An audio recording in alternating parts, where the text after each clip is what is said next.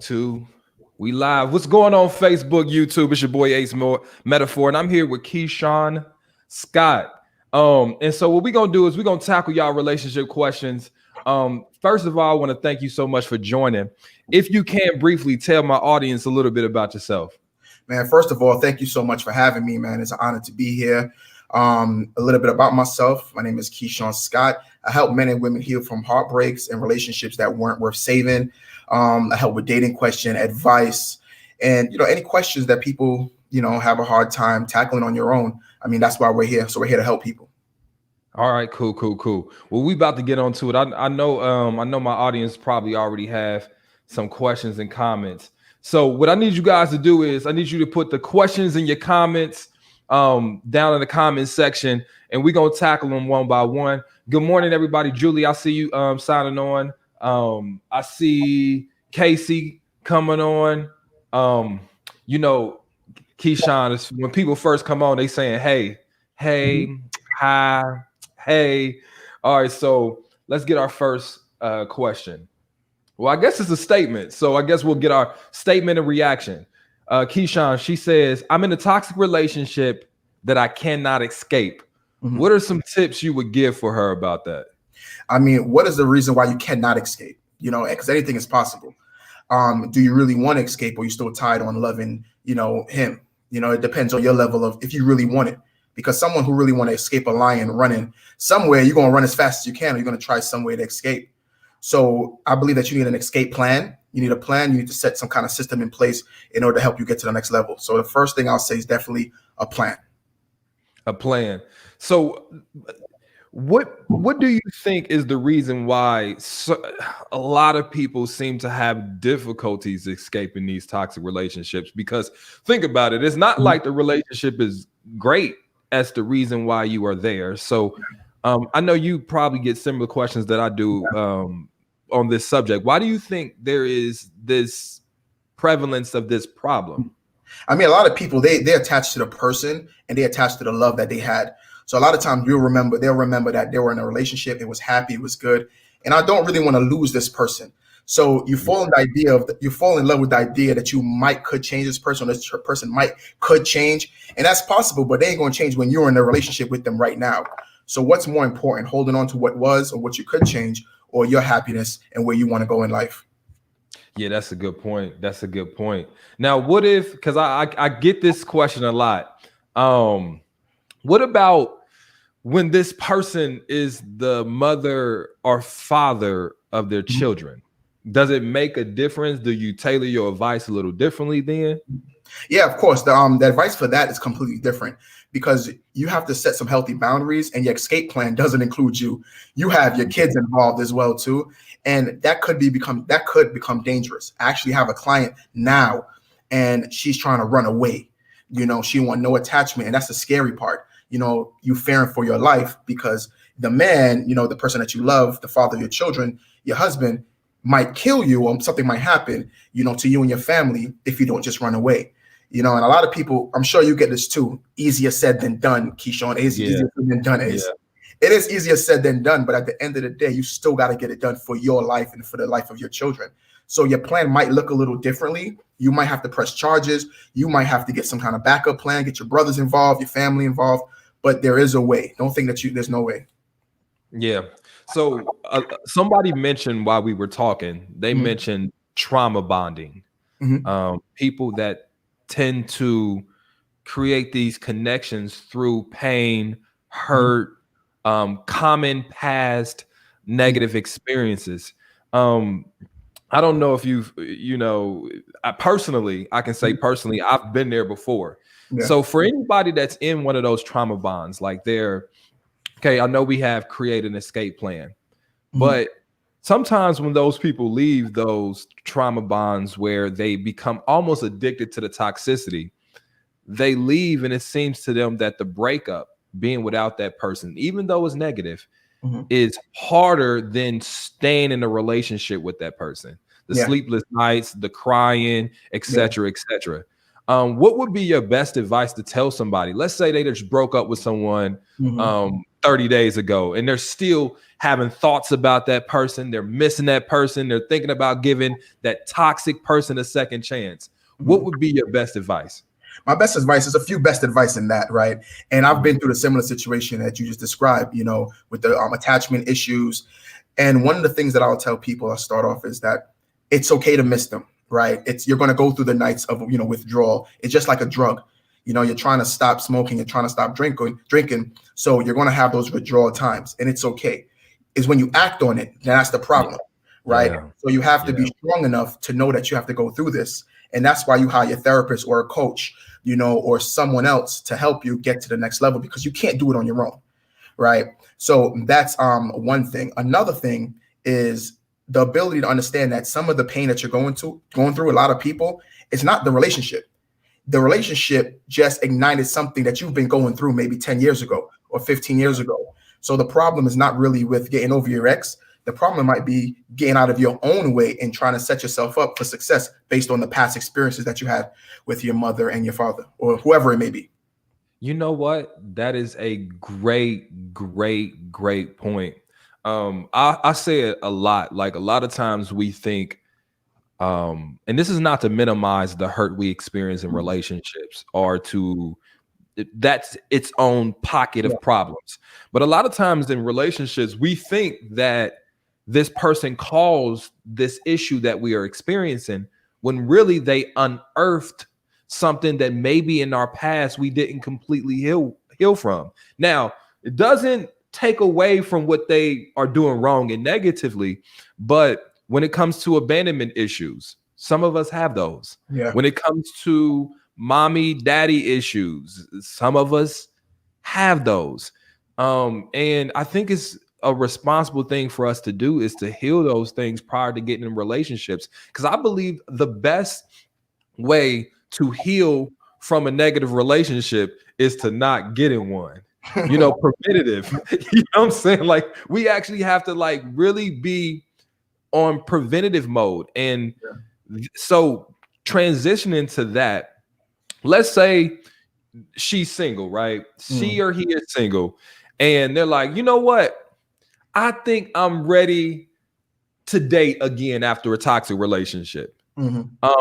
What is there sort of like a checklist someone needs to go through to be like, okay, I think I'm actually healed to a point enough to have a functional relationship with another person? Do you think it's some things they should ask themselves or do? Yeah, I mean, a lot of times you have to ask yourself, are you healed? Everybody wants to be healed, so they'll just make up whatever it is. Yeah, I think I'm ready. Yeah. But does your actions say you're ready?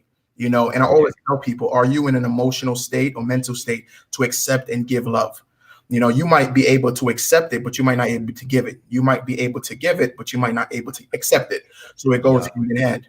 So you have to be in a position emotionally and mentally in order to get into a whole new relationship. And you also have to understand, and this is the biggest one, you have to understand that you might get hurt again. So you might get hurt again. And that's the hardest thing to when I was going through my breakup, that was the hardest thing to understand. I might get hurt again, right? I might get cheated on again. She might just break my heart again. Am I willing to fall in love that hard to go back and, you know, again? Yeah, that's a good point, man. And because you know what, everybody prepares for a relationship to work out. No one prepares for it not to work out. And you got to think, odds tell us that most relationships we get in our lives are not going to progress to the point of marriage. You know what I'm saying? That's just statistically. So it tells us that even though people might be cool, it don't mean that they're horrible people. It just may not work out. Yeah. And I think because we're under this impression that as soon as we start liking someone and they like us back and we have a few good weeks together, then now we have to tie ourselves to this idea of we're going to be soulmates and we're going to get a white picket fence and a dog named Toto in a big house. And sometimes, here's the thing. Sometimes I feel like people are not adjusting their expectations with their current reality. And what I mean by that is sometimes I think we have to temper. how much we allow our heart to drift out into those forecasting of our future with that person until they do some things worthy of us actually having that particular thought. So to transition to, I think we talked about preparing to get hurt. Okay, so transition in this. What would be your best advice? Because I don't know if let me make sure I'm not over skipping a question that applies to this topic before I get going. You know what? I want to address this. Someone said hurt is inevitable. My bad. I pronounced things wrong. I got an accent. Now, here's the thing.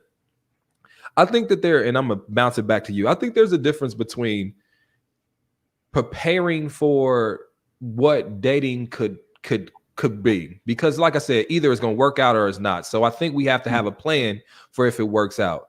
However, I don't like the idea of manifesting hurt by overindulging on those negative thoughts. Like, for example, I don't know if you are, hear the same things that I do, but there's a lot of people that's like, there isn't any good men out there, or I know he's going to cheat, yada, yada, yada. And it's almost like those thoughts kind of will that reality into existence. So my question is there a balance that you think people should have between, okay, being realistic that bad things can happen, but not dwelling on it as much to where we kind of with our actions will it to happen? You kind of see where I'm going to come from?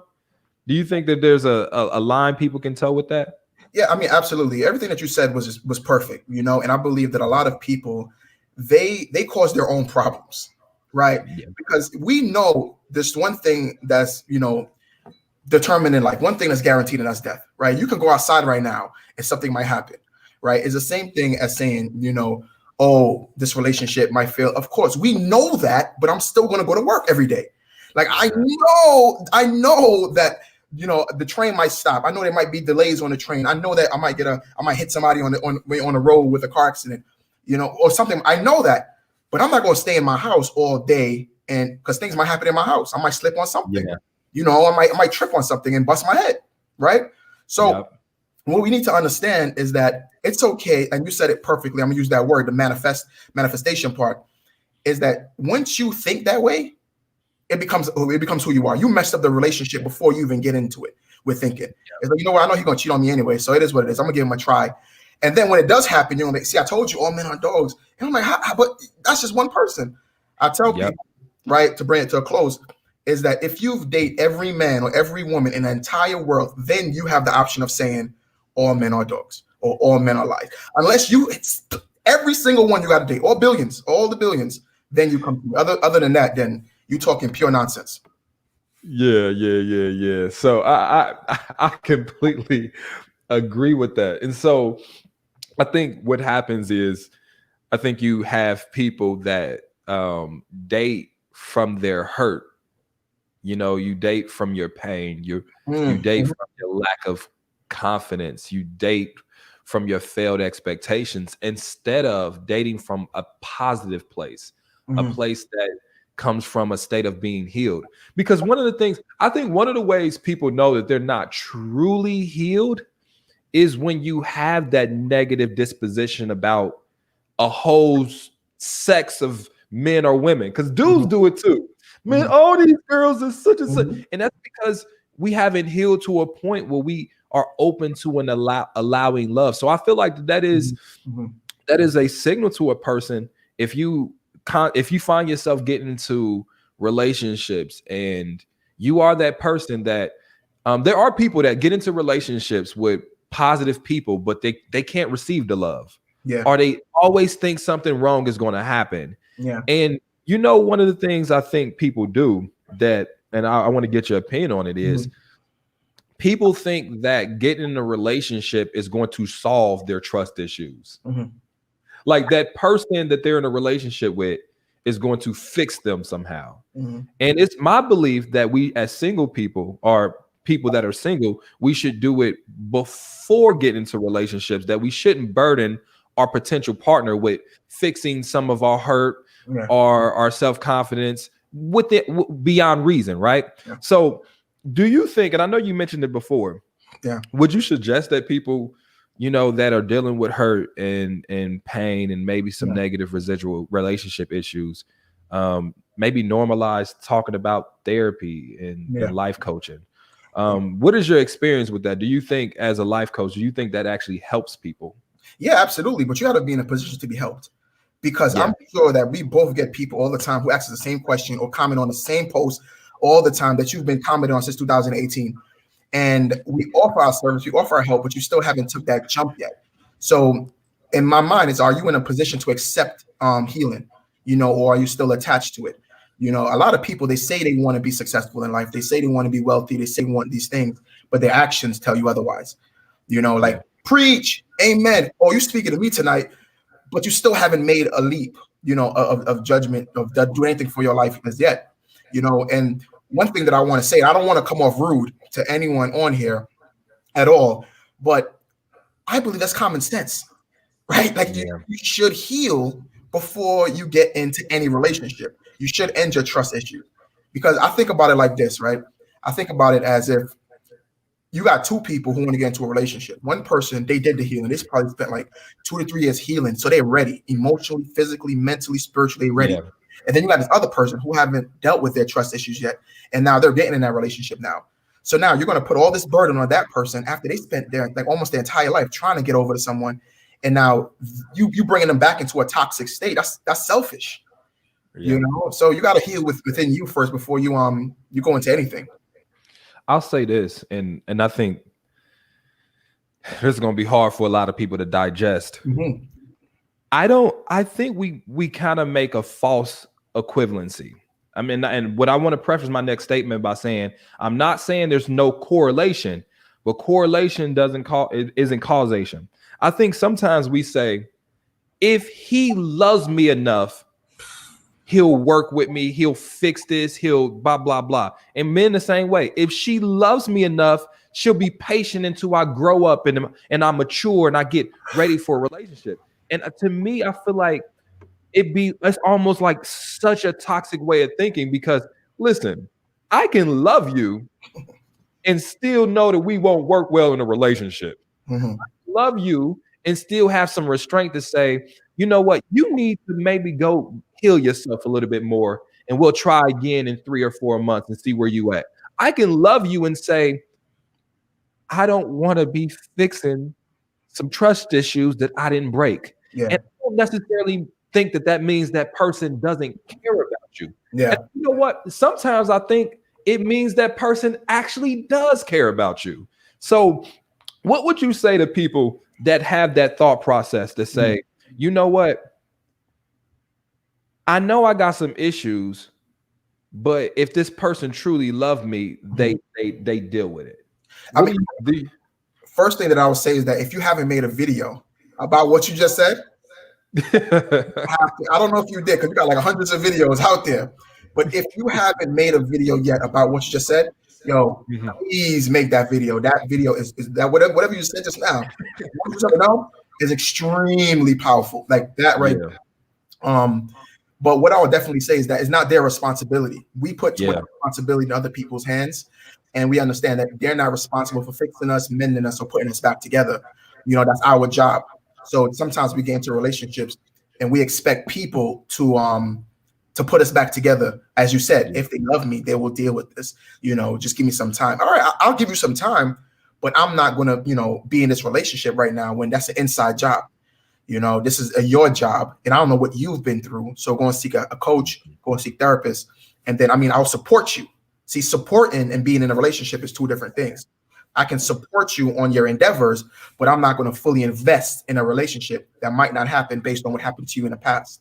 Or you sit here and kind of judge me based on what you've been through and think that I'm the same person. So that's just a selfish and a disservice to love. Man, that's so crazy. And it's so true, though. It's so true. Like, ooh, I always have to be careful about what I say, because in my head I be meaning something. I just got to make sure I equate it when I speak it out loud. But I just really don't feel like. I feel like if love is the only reason you decide to get in a relationship, you are gambling. Like I just really feel like you are gambling. Like here's the thing. For some people, it do work out. Like, I love you, you love me, and that's all we need. And let's take this jump. But if you're not assessing someone's skills when it comes to relationships, their true compatibility, their ability to put in the work on the big things, the small things, to be attention to detail, that person that's willing to work on being disciplined and faithful for a lifetime. Like it's like I just. My advice to people that are watching before we move on to the next topic is this.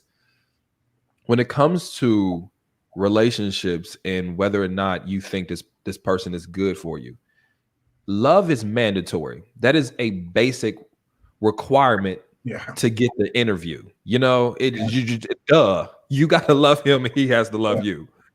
But the reason you hire someone to be your husband or wife is because they had those other intangible things. Those other skill sets that's tailored to what you need from a person, and you are what they need from a person.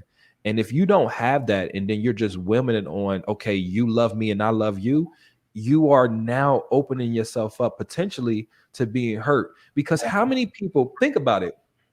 Yes, there are people that will hurt other people intentionally. We all know that, okay?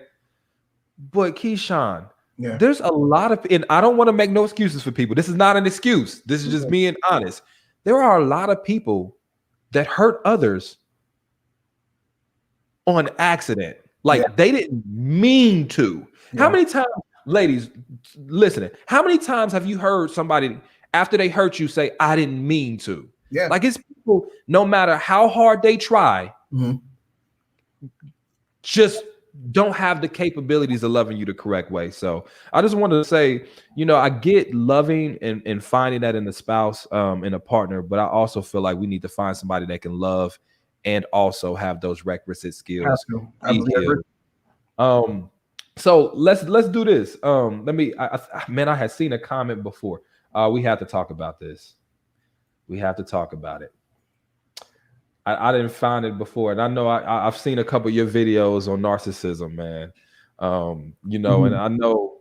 Here's the thing. Let me say this: as a man, I haven't you know how sometimes you got to check your male privilege. So it wasn't until I started talking to women, touring, and doing these videos that I knew narcissism was impacting a lot of women the way it is, because it's almost like we as men, I mean, women can be narcissists as well. So let's not, you know, but it doesn't seem like it plagues us as much. And so I guess my thought process when we go into this topic is, hey, what would you say narcissism is? And what do you think, how you think people can truly identify it if it's inside their relationship? I mean, it's hard. It's very hard to identify it because it might come off as other traits, but it will be disguised unless you see a pattern. Because narcissist has patterns. So they're blaming you and not blaming themselves, right? Taking accountability for their actions, right? Saying that they love you or they're into you, but doing something completely different, right? So that's a lot of things. One thing you said before, you said prerequisites, right? So a lot of people, we jump too fast. We jump too fast and we miss all the red flags and we miss all the warning signs. A narcissist is telling you exactly who he is in the beginning, but you believe differently because you want the love to work. You want the relationship to work because you don't want to be lonely. So you'll accept these type of behaviors without assessing the type of behaviors. And we will just say, you know what, Eric, that's who he is. That's the main thing that we say. That's who he is. Or people on the other end, like, well, that's just who I am. You know, take me or love me. And what we do, we love them, right? Because we're afraid of starting over and afraid of, you know, going back. But the narcissists know exactly what they're doing and their behavior. Because if someone who doesn't know their behavior and doesn't know what they're doing, they're going to say, you know, maybe they'll assess themselves. They'll say, you know what, maybe I am, you know, a little bit too hard. Maybe I am, you know, gaslighting her. You know, maybe I am doing this, I'm doing that. But in order for that to happen, they have to see a change in their behavior. They have to want it. But it's very difficult to see it. But the patterns, there's a proof in the patterns. Let me say this. I'm glad somebody put this. Somebody said because they love bomb in the beginning. Let me tell everybody this. And I don't want to specifically just talk about narcissistic people, but we're going to talk about toxic people. We're going to talk about egocentric people, people that make things about themselves. That relationship that you are in, that you know is unbalanced. You know that you are giving way more than they are. You know that you are conceding way more than they are. You are making way more sacrifices, and this person is okay with it. And here's the dangerous part about it. I think when you have those, and I call them, I call it sort of abusive relationships, and people always define it as physical, but mental and emotional abuse can be as taxing on someone's spirit. So when you get in these relationships, let me tell you the crazy thing about it, Keishorne, is that you'll have people who will make it your fault that you're hurting. That's it. You know what I'm saying? Like it's no matter what, it always come back to it being your fault. No matter what, when something is broken, it is on your shoulders to fix it. And you know why that is in a lot of those situations. And this is the next part I want to talk about. I truly believe the person in the relationship that cares about it the least controls it the most. That person is always willing to walk away, and you're not. So what you do? All right, I'll change. What you need me to do? So when we go back to these type of relationships, and I'm glad, you know what? I don't think you heartbreak coach, right? Yep. Yeah, is that's what they call you? Yeah, man. They people make up their own names for us now. All right.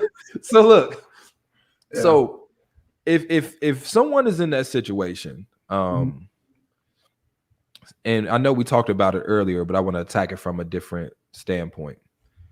If someone is in a situation where they feel like they're being manipulated, they feel like they're being taken advantage of and unheard, do you feel like they're in a truly loving relationship? Absolutely not. 100% no. And if they feel like they're in a loving relationship and they have to stay, then that goes back to exactly what we were speaking about in the beginning, the attachment issues, and you being in a relationship based on your past hurt and your past pain. Because some people have a lot of trust issues and abandonment issues and attachment issues based on their past. So they feel like they have to stay because their mother stayed. And that's how my mom and my dad worked things out. You know, he was abusive. He had the same traits, but my mom still stayed. So if I leave, then I might not find anyone else that loves me like this. So sometimes those abandonment issues and those attachment issues convince you otherwise. But the reality, you know, like you said in the beginning, again, I'm going back to everything that you said, my memories, but you said something about the expectations, but also you're dating them right now, like what your reality of who the person is. So we try to, and I know it's hard, right? For all the women out there, I know it's hard. And I know it's difficult to do it because some men, a small percentage of men go through it as well. But you have to make a decision, right? And a lot of you are in relationships, these types of relationships with children. And what you're showing them that it's okay to be abused and hurt, and it's okay to stay in toxic situations. So now, as they get older, they're going to stay in toxic relationships, friendships, on sports teams, like people who talk to them any kind of way. It's okay because I'm gonna still stick around. And that's not how we're supposed to raise our children, and that's not how you're supposed to raise who you are. So definitely, I will say that that's a very abusive. I think that's the perfect word because I never heard anyone actually say that word that you just said about narcissism or narcissistic people and staying in that relationship is abuse. Nobody hear that. You tell somebody that they're in your DM. Like, about right. But think about it. Think about it like this. And everybody watching, I want you. This is why in the beginning you cannot take those things that in the beginning happen lightly. Those little, I call them yellow flags, because it's not necessarily a red one in the beginning, but you see those yellow flags, those little comments, that little hint of jealousy, and it starts. And what happens is people start to test you. They start to eventually see what they can get away with, what derogatory remark they can say, and you still stay. And the whole goal is to love bomb you and put you on a pedestal just so that person can gaslight it and have you fall back to reality. And let me tell you this, it's like, let's say your self-esteem was here before you met him, right? This powerful fist. Y'all remember Soul Food? She's like, a powerful fist can strike him, deliver a mighty blow. What happens is eventually this person isolates you away from your family and your friends and the things you care about the most. Now it's subtle though. It's subtle. It is, I want you dependent on me. Why don't you want to go out with me? Let's. It's taking your time, consuming it so you're away from your support system.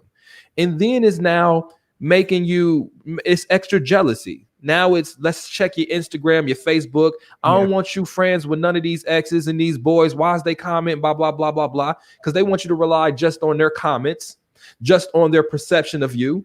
You know why? Because eventually, now when they start the derogatory remarks, because they've gotten you physically or mentally to think and only count on their opinion. Now, when they say you're fat or you're ugly or no one's going to want you, now you believe them.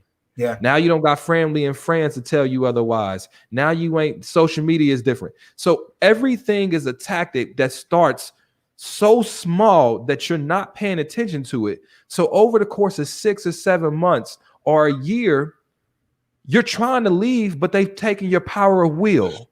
You no longer have that willpower to bounce out. This is why I tell everybody, when you are dating, when you are single, educate yourself. Yeah. Educate yourself on what healthy relationships look like. And then know what unhealthy ones look like. Therefore, when you are dating in the beginning, you are seeing those signs right away. A lot of times, Keishorne, I feel like we get into these toxic relationships because we didn't study. We didn't do homework. But think about it. Think about it like this. When we were growing up, we never really got, I don't know, but I could speak for myself. I never really got taught to love properly. Yeah. And in a healthy, I remember people, like I said, people always say, love is the only thing that matters. As long as you love him and he loves you, then that's the only thing that matters. So then when that same woman is in that same abusive, mentally and emotionally abusive relationship, and she's thinking about staying, all he got to do is say what? I love you. And then, oh my goodness, that's all I need. It's him saying that. So my bad. I know it's your interview. My bad. I'm getting long-winded. No, we talk for hours, right? So I don't know about you. I talk for hours every day. So hey, if I get too talkative, be like, hey, listen, you interviewing me, bruh. Let me end it with this because I know you got stuff to do today, man. First of all, I want to thank you so much to agreeing to be on this podcast session, man. Hopefully, I don't know, do you have one? I'm actually starting the next week. Yeah. So whenever, if you, I said I'm starting next week. I got a couple of people lined up for it for like about 6, but I'm definitely putting you in there. Yeah, that's what I was about to say. Put me in the mix, man. You know I got to return the favor. So it's about people's love experiences. So get ready to talk about the juice that people don't know about.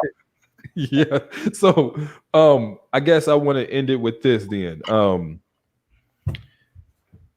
From the conversations we had or whatever today, maybe thoughts that you've had while we've been talking, what would be your ending message to the audience today? I would say, if you're in a position, right, and you're in a relationship, let's talk about 2 different people right now. Let's talk about the singles, right? I will go back to what they said. You have to educate yourself on what healthy relationships and also unhealthy relationships look like, because you have to know what you want and what you don't want. And you have to be the requirements of your requirements. And I always tell people, you have to become the person that you're looking for. You're looking for somebody trustworthy, honest, somebody who's truthful, whatever it may be. You have to become that. So you have to become the requirements of your requirements. For those who are in a relationship, assess the relationship and see if it's something healthy. See if there's any yellow flags or red flags in the relationship, and see if it's taken more than it's given. If it's robbing you of loving yourself, if it's robbing you of your social media, your friends with your social media, or your family, right? And you can also educate yourself while you're in the relationship, because you might be in a toxic relationship but don't know it, and it might be something very, very bad. And when you start learning and educating yourself, you're like, oh wow, I was with this person for 6 years and this person was toxic. So it's better to get out now than get out later. So I would say choose you first do the work, educate yourself, and really put yourself in a position to really accept healthy love and accept where you want to go in the future for yourself. Man, thank you so much. Now, before we get out of here, man, I was typing this as I'm trying to focus on you, so I just want to make sure I get everything right. Do you see that banner? Or no? Is that correct? Everything correct at IG, That's website? Good. All right. So listen, I want everybody to make sure you follow him on IG, man. He one of my, I only follow a few relationship coaches, and he one of them, man, because I enjoy your content. I really do. And then make sure you support his books and shirts, or books, and what else you got on here? Books, coaching calls. Yeah. Okay, so make sure you support him. I got the website right there. I love you guys, and Keishorne, thank you so much for joining. You're more than welcome, man. I appreciate it. Man. This will be on YouTube, Facebook, and then it's going to be on my Spotify, the Ace Metaphor audio experience. So I love you guys, man, and thank you. Appreciate it. You're welcome, man. Anytime.